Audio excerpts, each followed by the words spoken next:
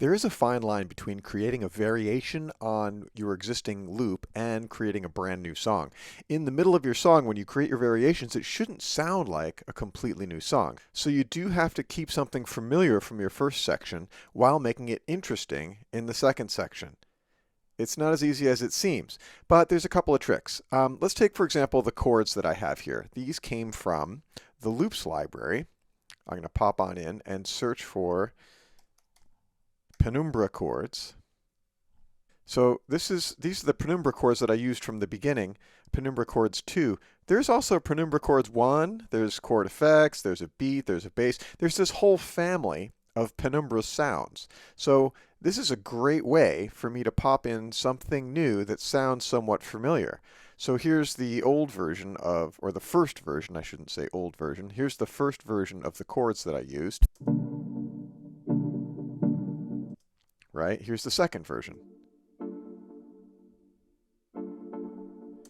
It's very familiar. It's just different enough to add some interest. Now, it does seem like it's a little soft, so I'm going to have to bring that up in the mix.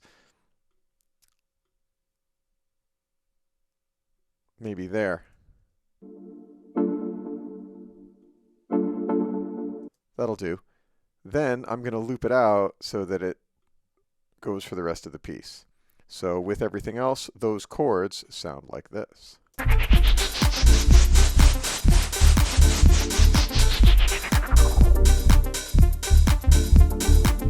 Now, this noise thing that I created in the last video is a little loud, so I've got to bring that down too. And make sure everything is mixed well.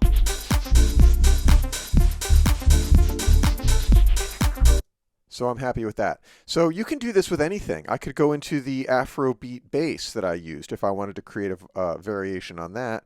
Go into loops one more time, Afrobeat, and it all comes up. There's all of these sounds that are part of the Afrobeat family that'll make a nice transition for you to go into your next section. So don't be afraid to search for something familiar. These instrument families were designed to work together, so use them.